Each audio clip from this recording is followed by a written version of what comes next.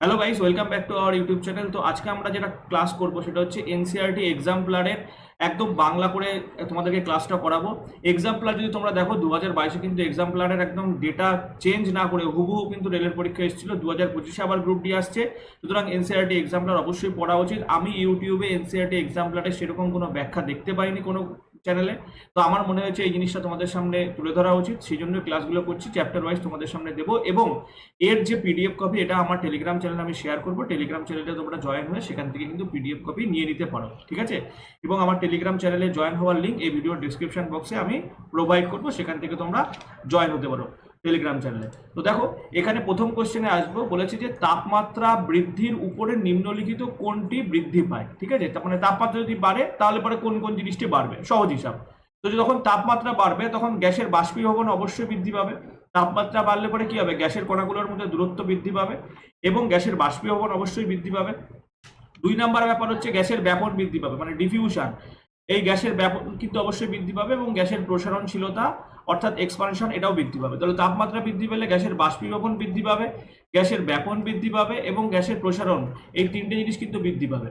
এরপরে চলে আসবো পরের কোশ্চেনে দেখে নেবো, বলা হয়েছে যে সীমা একটা প্রাকৃতিক গ্যাস কম্প্রেসিং ইউনিট গেছিল পরিদর্শন করতে এবং সেখানে সে দেখেছে কি যে গ্যাসের তাপমাত্রা এবং চাপের নির্দিষ্ট অবস্থায় পরিবর্তন হয়ে সেটা তরলীকৃত হয়। মানে গ্যাসের উপরে চাপ এবং তাপের একটা সম্পর্ক থাকে, যার ফলে গ্যাস তরলীকৃত হয়। কিন্তু যখন সীমা বন্ধুদের সাথে তার অভিজ্ঞতা শেয়ার করতে চেয়েছিল তখন সে তার মধ্যে একটা বিভ্রান্তি দেখা গেছিল। তো সঠিক অ্যাকচুয়ালি কি বিষয়টা সীমা দেখেছিল সেই বিষয়টা কিন্তু এখানে উত্তর করা হবে। 4টে অপশন আমাদেরকে দেওয়া হয়েছে। তো তোমাদেরকে বলি, দেখো, যখন গ্যাসকে যদি আমরা তরলে পরিণত করতে চাই তাহলে পরে কিন্তু আমার উচ্চ চাপ এবং তাপের প্রয়োজন হবে, ঠিক আছে? গ্যাসকে যদি আমার তরলীকরণ করতে হয় তাহলে উচ্চ চাপ এবং নিম্ন তাপমাত্রার প্রয়োজন হবে। তো গ্যাসকে যদি আমরা তরলীকরণ করতে চাই তাহলে উচ্চ চাপ এবং নিম্ন তাপমাত্রার প্রয়োজন হবে। তো এখানে যে আমরা অপশনগুলো আছে, এবার এর রেসপেক্টে অপশনগুলো দেখবো। তো দেখো, এখানে অপশন সি তে আমরা দেখতে পাচ্ছি যে নিম্ন তাপমাত্রা এবং উচ্চ চাপ এই কম্বিনেশনটা রয়েছে। বাদ বাকি অপশনগুলো কেন উত্তর হবে না দেখে নাও। অপশন এতে বলেছে নিম্ন তাপমাত্রা, ঠিক আছে, কিন্তু নিম্ন চাপ বলেছে, সেই জন্য এটা কারেক্ট আনসার হবে না। তারপরে বলেছে উচ্চ তাপমাত্রা, উচ্চ তাপমাত্রা তো অবশ্যই হবে না, তাহলে পরে এই অপশনটাও হবে না। অপশন ডি তে কি বলেছে, উচ্চ তাপমাত্রা, উচ্চ তাপমাত্রা তো হবে না, হবে হচ্ছে নিম্ন তাপমাত্রা, তাহলে এটাও কারেক্ট হবে না। তাহলে অপশন সি কিন্তু কারেক্ট আনসার হয়ে যাবে। নিম্ন তাপমাত্রা এবং উচ্চ চাপে কিন্তু গ্যাস কি হয়, তরলীকৃত হয়ে যায় বা তরলে পরিণত হয়। এরপরে চলে আসবো পরের কোশ্চেনে বলা হয়েছে যে দেখো, প্রবাহী বলতে এখানে ফ্লুইডের কথা বলা হয়েছে, ঠিক আছে? ফ্লুইড বা প্রবাহের বৈশিষ্ট্য অনন্য, মানে প্রবাহের ক্ষেত্রে যে প্রবাহ করবে এটা তার একটা ইউনিক ক্যারেক্টার। নিচের কোন বিবৃতিটি সঠিক, এখানে বলা হয়েছে নিচে প্রবাহের সম্পর্কে নিচের কোন বিবৃতিটি সঠিক। তো তোমাদেরকে আমি বলি, দেখো, প্রবাহী কারা, ফ্লুইড বেসিক্যালি হচ্ছে গ্যাস এবং লিকুইড, এদেরকে কিন্তু আমরা ফ্লুইড বলি, ঠিক আছে? তাহলে এবার প্রবাহী কারা, সলিড কিন্তু কখনোই ফ্লুইড না। তাহলে অপশন এতে বলে শুধুমাত্র গ্যাসই প্রবাহের মতো আচরণ করে, অবশ্যই না, গ্যাসের পাশাপাশি লিকুইডও হবে, তাহলে এটা কারেক্ট আনসার না। অপশন বিতে বলেছে গ্যাস এবং কঠিন পদার্থ আমি তোমাদেরকে কি বললাম, কঠিন পদার্থ ফ্লুইড হতে পারে না। অপশন সিতে বলেছে গ্যাস এবং তরলের প্রবাহের মতো আচরণ করে, এটাই কারেক্ট আনসার। অপশন ডিটা তবুও দেখে নাও। দেখো, অপশন সিতে মিটে গেছে, মানে অপশন ডির উপরে ফোকাস করার কোনো দরকারই নেই। নেক্সট চলে আসবো, গ্রীষ্মকালে মাটির পাত্রে জল ঠান্ডা থাকে কারণ কি? তো দেখো, গ্রীষ্মকালে মাটির পাত্রের জল ঠান্ডা থাকে তার কারণ হচ্ছে মাটির কলসির মধ্যে অসংখ্য ছিদ্র থাকে, সেই ছিদ্র থেকে জল চুইয়ে চুইয়ে বাইরে বেরিয়ে আসে, সেই জলটা বাষ্পীভবন হয়, তার লিনতাপ কি করে, জল ওই মাটির পাত্রে যে বাকি জল আছে সেই জল থেকে লিনতাপ সংগ্রহ করে ওই বাষ্পীভূত হওয়া জল, তার ফলে কি হয়, জলের তাপমাত্রা হ্রাস পায়। এই জন্য কিন্তু শীতকালে মাটির পাত্রে রাখা জল ঠান্ডা থাকে। তাহলে অ্যাকচুয়ালি বাষ্পীভবনের কারণেই কিন্তু জলটা ঠান্ডা থাকে এবং এই বাষ্পীভবনটা কোন জলের হচ্ছে, যে মাটির পাত্রের গা থেকে যে চুইয়ে চুইয়ে জল আসছে তার বাষ্পীভবন হচ্ছে, ঠিক আছে? তাহলে এখানে কারেক্ট আনসার কি হবে, কারেক্ট আনসার হয়ে যাবে কিন্তু বাষ্পীভবন। পরের কোশ্চেন দেখে নেব, কয়েকটি পদার্থ তাদের কণার মধ্যে আকর্ষণ শক্তির ক্রমবর্ধমান ক্রমে সাজানো হয়েছে, মানে কয়েকটা পদার্থ আছে তাদের মধ্যেকার আকর্ষণ বল কিরকম এইভাবে সাজানো হয়েছে, নিচের কোনটি সঠিক কম্বিনেশন রয়েছে সেটা আমাদেরকে এখানে জানতে হবে। তো দেখো, তোমাদেরকে বলি, সব থেকে বেশি কঠিন পদার্থের কণাগুলির মধ্যে আকর্ষণ বল বা আন্তঃআণবিক আকর্ষণ বল, যে আকর্ষণ বলকে নষ্ট করার জন্য কিন্তু লিনতাপ দরকার হয়। তো কঠিনের কণাগুলির সব থেকে বেশি আকর্ষণ বল থাকে, তার থেকে কম থাকে কার, তার থেকে কম থাকে হচ্ছে তরল কণাগুলোর আকর্ষণ বল এবং তার থেকে কম থাকে কিন্তু হচ্ছে গ্যাসীয় পদার্থের আকর্ষণ বল, ঠিক আছে? তাহলে সব থেকে বেশি থাকে কঠিনের, তার থেকে কম থাকে তরলের, তার থেকে কম থাকে গ্যাসের। তাহলে এবার আমরা সিকোয়েন্সটা দেখে নিই। সব থেকে বেশি কঠিন, মানে তো এখানে যে অপশনগুলো রয়েছে যে সব থেকে বেশি কার বা সব থেকে কম কার সেই হিসাবে যদি আমরা দেখি, তাহলে এখানে আমরা দেখতে পাবো এখানে বলেছে দেখো জল, তারপরে বলেছে বায়ু, তারপরে বলেছে বাতাস। তো বায়ু আর বাতাস একই টাইপের হয়ে গেল, এটা কখনোই আনসার হতে পারে না। অপশন বলেছে বায়ু, চিনি, তেল। তো বায়ু হচ্ছে গ্যাসীয় পদার্থ, গ্যাসীয় পদার্থ পরে যদি আমরা চিনিতে চলে আসি তার মানে কি হয়ে গেল, তাহলে পরে গ্যাস থেকে ডাইরেক্ট সলিড হয়ে গেল, তাহলে সিকোয়েন্সটা মেনটেন হলো না, কারণ গ্যাসের পরে কে থাকবে, গ্যাসের পরে থাকবে কিন্তু তরল, তাহলে এটাও কারেক্ট অ্যান্সার হলো না। অপশন সিতে বলেছে অক্সিজেন মানে গ্যাস, অপশন তারপরে অক্সিজেনের পরে চলে এসছে জল, তাহলে অক্সিজেন গ্যাসের পরে কি আসলো, তরল আসলো, তরলের পরে আসলো কি চিনি, চিনি মানে হচ্ছে কঠিন পদার্থ, তাহলে এই সিকোয়েন্সটাই ঠিক আছে। এবং অপশন ডি দেখার দরকার নেই, তবুও একবার বলছি দেখো লবণ, লবণকে আমি ধরো কঠিন পদার্থ ধরলাম, কঠিনের পরে কিন্তু চলে আসলো লিকুইড, ঠিক আছে, তারপরে চলে আসলো বায়ু, রস মানে হচ্ছে লিকুইড, তারপরে চলে আসলো বায়ু। এবার অপশনটি কেন আনসার হবে না সেটাও তোমাদেরকে বলে রাখি, দেখো এখানে কি বলেছে ক্রমবর্ধমান ক্রম, ক্রমবর্ধমান মানে কম থেকে বেশি, তাহলে এখানে কিন্তু কম থেকে বেশি দেখতে পাচ্ছ, এখানে কি বেশি থেকে কম, ঠিক আছে, তাহলে এই জন্য কিন্তু এটা আনসার হবে না, অপশন ডি আনসার হবে না, অপশন সি কিন্তু কারেক্ট আনসার বেরিয়ে আসবে। চলে আসবো পরের কোশ্চেন। পরের কোশ্চেনে বলা হয়েছে দেখো 25°C, 38°C এবং 66°C একে কেলভিন স্কেলে রূপান্তরিত করলে তাপমাত্রার সঠিক ক্রম কি হবে। তো দেখো কি করতে হবে, এখানে ডিগ্রি সেলসিয়াসকে কেলভিনে পরিণত করতে গেলে কত যোগ করতে হয়, 273, 273 যোগ করতে হয়, তাহলে 273-এর সাথে যদি আমরা 25°C যোগ করি তাহলে কত পাবো, 298 পাবো। তাহলে দেখতে পাচ্ছি 298 অপশন এ এবং অপশন বি তে আছে, তাহলে এই দুটোর মধ্যে কারেক্ট অ্যান্সার হবে, এই দুটো কিন্তু প্রথমেই বাদ দিয়ে দেবো।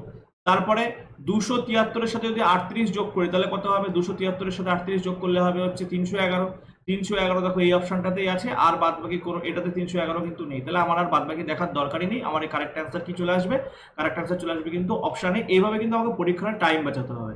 চলে আসবো পরের কোশ্চেন, নিম্নলিখিতগুলির মধ্যে সঠিক বিবৃতিটি বিবেচনা করো, নির্বাচন করুন। নিম্নলিখিতগুলোর মধ্যে সঠিক বিবৃতি নির্বাচন করতে হবে, আমাকে বিবৃতিগুলো পড়বো, যেখানে গিয়ে দেখবো যে এটা সঠিক বিবৃতি তারপর আর পড়বো না, সেটাই কারেক্ট অ্যান্সার হয়ে যাবে। তাহলে অপশন এতে বলেছে তরল অবস্থা অতিক্রম না করে কঠিন পদার্থের বাষ্পে রূপান্তরিত করাকে বলা হয় বাষ্পীভবন। তরল অবস্থা না হয়ে কঠিন পদার্থ কিসে ডাইরেক্ট কিসে পরিণত হচ্ছে, বাষ্পে পরিণত হচ্ছে।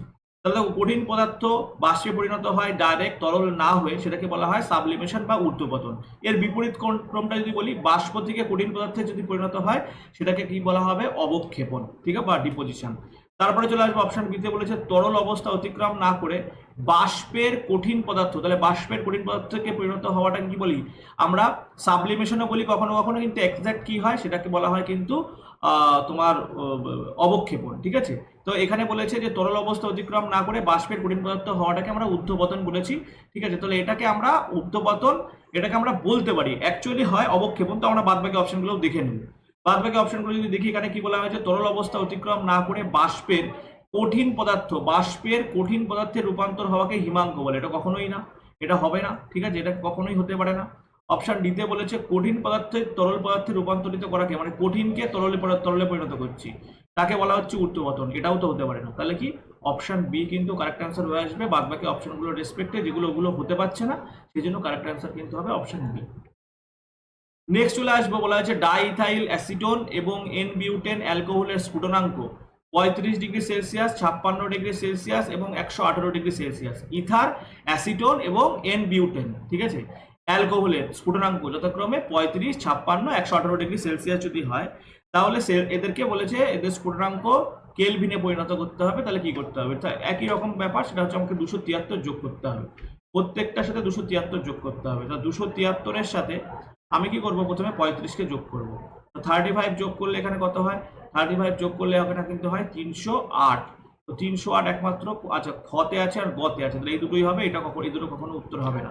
এবার তারপরে কত বলেছে, 273-এর সাথে যদি আমি 56 যোগ করি, 273 এবং এর সাথে যোগ করব কত, 56, তাহলে 6 আর 3 9 হবে, তাহলে 9 হলো এখানে, আর 7 আর 5 12, আর এখানে হয়ে আসলো 329, তাহলে 329 এটাতেও আছে এটাতেও আছে, তাহলে আমাকে লাস্ট অপশনটাও দেখতে হবে। 273-এর সাথে দেখো 8 যদি যোগ করি তাহলে আমার 8 আর 3 11 হয়, ঠিক আছে, 1 থাকবে লাস্টে, এখানে কিন্তু 2 আছে, তাহলে কোনটা হবে উত্তর, অবশ্যই এটা উত্তর হবে, এটা এটা কারেক্ট অ্যান্সার উত্তর হবে। দেখো আমরা খ আর গ এর মধ্যে আলোচনা করছিলাম, খতে ওটা 329 রয়েছে, ঠিক আছে, তাহলে কারেক্ট অ্যান্সার কি হবে, 391, অপশন গ কিন্তু কারেক্ট অ্যান্সার বেরিয়ে আসবে। নেক্সট চলে আসবো, নিচের কোনটি অপর অবস্থানটি জলের বাষ্পীভবনকে বৃদ্ধি করবে। জলের বাষ্পীভবন বৃদ্ধি করবে কি অভাবে? যদি জলের উপরিতলের ক্ষেত্রফল বৃদ্ধি পায়, দেখবো অনেক সময় গরম চা আমরা প্লেটে রেখে খাই, কারণ কি এখানে মানে সারফেস এরিয়া বৃদ্ধি পায়, ঠিক আছে? সারফেস এরিয়া বৃদ্ধি পেলে কিন্তু বাষ্পীভবন বৃদ্ধি পায়। আর একটা ব্যাপার কি, তাপমাত্রা বৃদ্ধি পায়। শীতকালের থেকে গ্রীষ্মকালে কিন্তু কি হয়, বাষ্পীভবন বেশি হয়। তাহলে এখানে বলেছে নিচের কোন অবস্থানটি জলের বাষ্পীভবনকে বৃদ্ধি করবে? তো জলের বাষ্পীভবনকে বৃদ্ধি করবে জলের তাপমাত্রার বৃদ্ধি, এটা অবশ্যই কারেক্ট হবে। আর বাদ বাকি আপনারা দেখিনি, জলের উন্মুক্ত পৃষ্ঠতলের ক্ষেত্রফল কম, উন্মুক্ত পৃষ্ঠতলের ক্ষেত্রফল বেশি হতে হবে, কখনোই কম হলে হবে না, এই জন্য এটা কারেক্ট অ্যান্সার নয় কিন্তু। আর জলের সাধারণ লবণ যোগ করলে, তাহলে কারেক্ট অ্যান্সার অপশন কয় কিন্তু অ্যাপ্রোপ্রিয়েট। নেক্সট চলে আসবো পরের কোশ্চেন। পরের কোশ্চেনে বলা হয়েছে যে নিম্নলিখিত কোন অবস্থায় হাইড্রোজেন গ্যাস অণুগুলির মধ্যে দূরত্ব বৃদ্ধি পাবে? তো নিম্নলিখিত কোন অবস্থায় হাইড্রোজেন গ্যাস অণুগুলির মধ্যে দূরত্ব বৃদ্ধি পাবে, তোমাদেরকে বলি এর যে কারেক্ট অ্যান্সার বেরিয়ে আসবে। আগে স্টেটমেন্টগুলোকে ভালো করে পড়ি, তাহলে আমাদের বুঝতে পারবো। অপশন এতে বলেছে একটি বদ্ধ পাত্রে থাকা হাইড্রোজেনের উপরে চাপ বৃদ্ধি, এটা কখনোই উত্তর হবে না। অপশন 2 বলেছে কি পাত্র থেকে কিছু হাইড্রোজেন গ্যাস বেরিয়ে যাওয়ায়, তাহলে এটা অবশ্যই কারেক্ট অ্যান্সার হবে। অপশন 3 কি বলেছে হাইড্রোজেন গ্যাস পাত্রের আয়তন বৃদ্ধি, এটাও অবশ্যই কারেক্ট হবে, ঠিক আছে? কণাগুলির মধ্যে গ্যাপ বৃদ্ধি পাবে, তার ফলে পাত্রের আয়তন না বাড়িয়ে পাত্রের উপরে আরো হাইড্রোজেন গ্যাস যোগ করলে তাহলে কি হবে, কণাগুলোর মধ্যে গ্যাপ কমে যাবে, এটা কখনোই আনসার হবে না। তাহলে 2 আর 3 আমরা দেখতে পাচ্ছি কারেক্ট অ্যান্সার হবে। তো 2 আর 3 দেখি কোন কোন অপশনে আছে। 2 আর 3 অপশন গ তে রয়েছে, তাহলে কিন্তু অপশন গ কারেক্ট অ্যান্সার হয়ে যাবে। তো ম্যাটার আওয়ার সারাউন্ডিংস এর উপরে কিন্তু 10টা কোশ্চেন ছিল। পরবর্তী চ্যাপ্টার নিয়ে তোমাদের সামনে চলে আসবো, ঠিক আছে? এবং তোমাদেরকে বলি, এই যে সায়েন্সের এনসিইআরটি এক্সাম্পলার ক্লাসগুলো আমার চ্যানেলে কিন্তু প্রতিদিন সকাল 9টার সময় আমি এই ক্লাসগুলোকে আপলোড করব।